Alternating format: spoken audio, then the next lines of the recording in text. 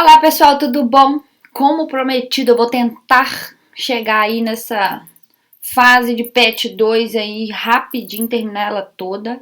E hoje eu tô aqui para fazer com vocês o PET volume 2 de história do 8º ano. Então vamos lá, sem perder tempo, vamos logo pro que interessa, beleza?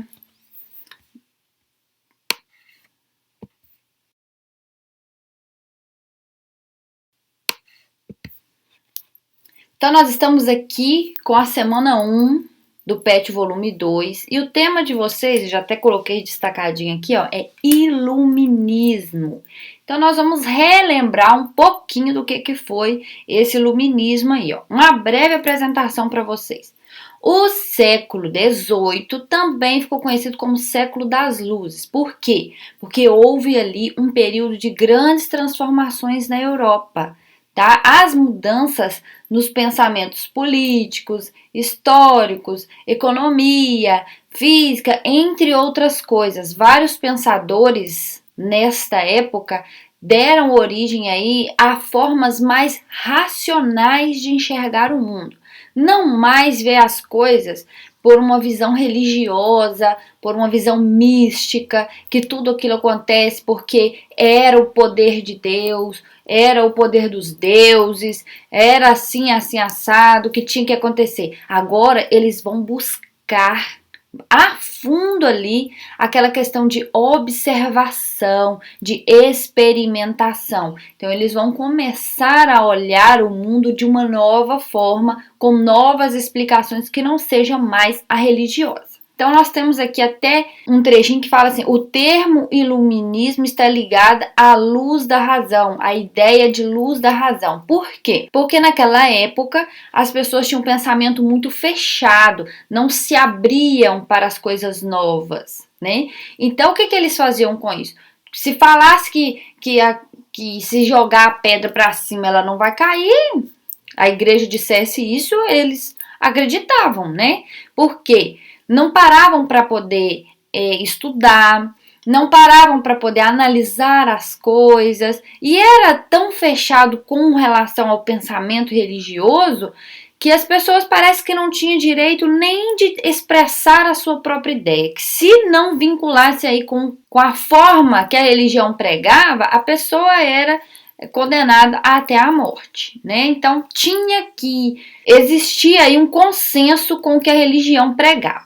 Né? Então vamos continuar aqui. Então nós temos aí vários destaques em todos os campos, né? Nas áreas da ciência, da política e da economia. Nós vamos ver um pouquinho aqui agora sobre no campo da ciência. O René Descartes é um cara que criou aí aquele plano cartesiano. Foi o grande responsável por fazer ali aquele gráfico em formato de X, onde você faz aquela continha que tem o eixo Y e o eixo X. Esse cara aí é o cara que, se eu achasse ele hoje em dia, eu pegava ele e dava uma estrangulada nele, porque eu não aguento quando mistura as letras no meio dos números, acabou pra mim. Eu já não... A matemática já virou uma coisa tremenda, entendeu? Mas ele foi o responsável por esse tipo de raciocínio, o raciocínio lógico também. Ele tem uma frase que fala assim: penso, logo existo. Então ele era muito fã aí dessa questão do raciocínio lógico. Bom, nós temos outro cara aqui também, que é o Isaac Newton, que é o criador aí das leis de Newton, que fala sobre a gravidade. Ele é o cara da maçã, igual tá aí, destacado. Porque diz, né, reza-se a lenda, não é lenda, gente. Bom, conta-se a história que ele estava debaixo de um pé de maçã. A maçã foi e caiu na cabeça dele, tum. Ok. Até aí, beleza. Como que a pessoa, gente, eu fico imaginando é o quê? Como que um simples ato de cair uma maçã na cabeça da pessoa, ele consegue criar uma teoria. A partir disso, ele foi lá e criou essa teoria da gravidade, porque para ele tudo tinha uma força que puxava para baixo. Olha isso, meu Deus. Tem um que ficou rico, gente, porque criou o velcro. Foi lá no meio do mato, viu aquele capinzinho lá, que eu esqueci o nome dele agora, que colou um no outro, e ele pegou aquilo e criou o velcro. O que eu tenho criado na vida? Né? Enfim. Quais são as leis de Newton, então? A lei de Newton, a primeira lei de Newton é a lei da inércia, que todo corpo parado tende a permanecer parado até que algo empurre. Tá aqui, né? Se você for empurrar, ele vai se mover. Cara, um gênio! A segunda lei de Newton, a lei da dinâmica. A mudança de movimento é proporcional à força exercida. Lei da ação e reação. Toda ação sobre um objeto reflete uma ação contrária com a mesma força. As leis de Newton são, na verdade, explicação lógica sobre como a natureza funciona e não há como descumpri-las, pois são as leis da natureza. Nós temos aqui também, no campo da política, outro pensador mara, que é o Jean-Jacques Rousseau, que criou aí os seus estudos, a sua obra em torno do contrato social. O que é o contrato social, gente? Logo aqui ele fala... Ele afirma que a sociedade faz um acordo político com seus governantes, aceitando terem suas liberdades limitadas em troca de proteção contra a desordem que os pensadores da época chamariam de estado da natureza. O que é isso? Exemplo, todos nós, os seres humanos, a gente abre mão de alguma coisa para se viver em sociedade, para que alguma coisa pior não aconteça. Nós temos leis, por exemplo, do Código Penal. Você, pessoa, não pode cometer um crime contra o outro ser humano. Por quê, gente? Porque eu preciso viver sobre essa lei, as leis que o Estado cria, para eu conviver bem em sociedade. Então, nós temos leis para tudo, conduta para tudo. Isso se chama aí, na concepção do Jean-Jacques Rousseau, é um contrato social, onde eu abro mão de algumas coisas da minha liberdade para que as coisas possam acontecer de forma que eu não vá prejudicar o outro e que eu possa viver aí de uma forma mais tranquila. Ele também tem aí uma outra teoria que ele fala: o ser humano nasce bom e puro, mas a sociedade o corrompe. Bom, existem pessoas que concordam, existem pessoas que discordam. Ele fala, inclusive, que a educação seria, então, um meio de evitar essa corrupção e levar o homem à verdade e à bondade. Eu super concordo. Por quê? Sem a gente levar para o campo religioso, realmente, todo um bebezinho vai nascer, ele não nasce mal, né? O bebê, ele nasce bom. Porém, né, ele vai se tornar uma pessoa boa ou ruim de acordo com a educação que ele recebe. Infelizmente, é isso mesmo. Nós temos aqui, então, no campo da política, o Barão Montesquieu. Esse cara aí foi o grande responsável pela divisão dos poderes, porque ele criticava o poder absoluto na mão do rei, porque quando o rei era autoritário, absolutista, ele concentrava todos os poderes em suas mãos, né? E aí ele mandava e desmandava da forma que ele queria. Então, com a concepção dele, dividindo esse poder em executivo, legislativo e judiciário, esses poderes iam proporcionar um equilíbrio na vida das pessoas.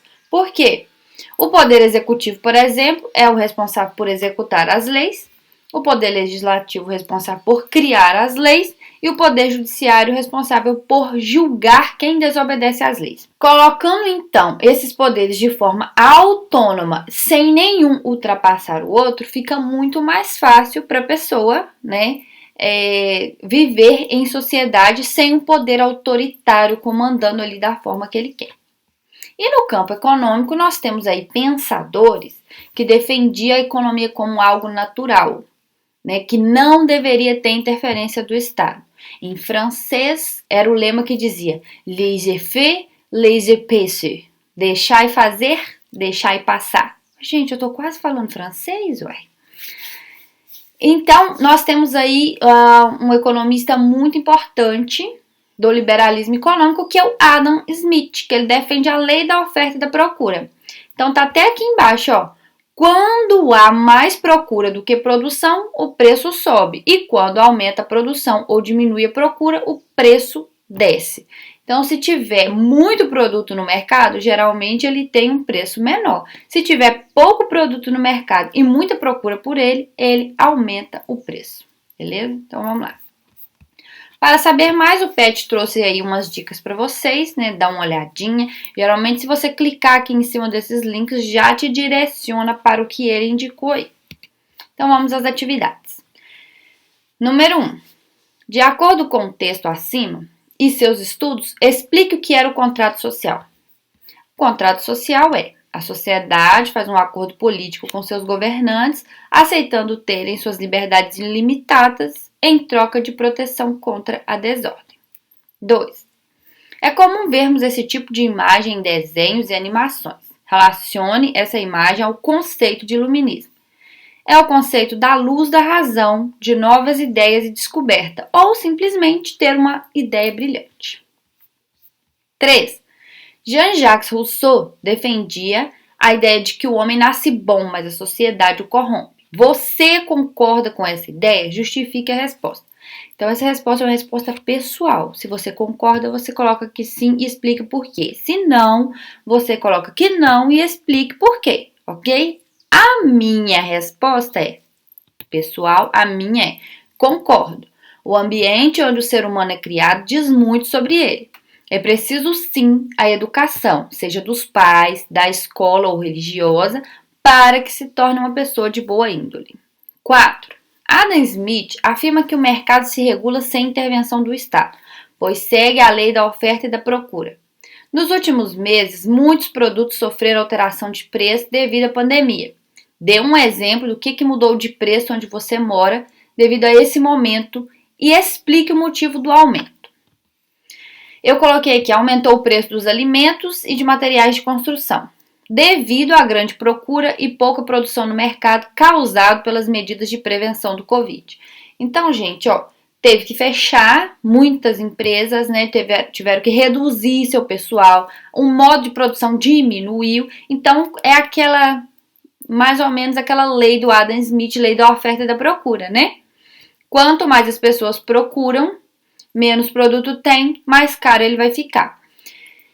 E a questão aqui, por exemplo, eu citei que materiais de construção, porque as pessoas aqui na nossa região tem muitos parentes que vivem nos Estados Unidos, imigrante nos Estados Unidos. Não sei como é na sua, mas aqui vivem muitos nos Estados Unidos. Então, com o aumento do dólar, né, 5 e pouco, eles estão comprando muito material de construção para construir nas nossas cidades pequenas por aqui. Então, quanto mais eles vão procurando esse material aí, por exemplo, o cimento aqui na minha cidade era R$18, ele tá R$28, R$30, dependendo do lugar onde você compra. Então, subiu muito o preço. Então, você vai colocar aí na sua região como que é, beleza? 5. Montesquieu sugeriu que o poder fosse dividido em 3: executivo, legislativo e judiciário. Esses 3 poderes deveriam ser autônomos, ou seja, não podem interferir no poder do outro. Analise por que deve haver essa autonomia. Aí eu coloquei: para evitar o autoritarismo. Esses poderes devem ser iguais para não se sobrepor ao outro, para que haja um equilíbrio entre eles, ok? Então é isso, chegamos ao fim da primeira semana do PET volume 2 e eu conto com você aqui nas nossas próximas correções. Então, se você gostou do vídeo, se foi útil para você, dê um joinha para me ajudar na divulgação do vídeo, compartilha, se inscreve no canal, por favorzinho, me ajuda também. Beijo, até a próxima!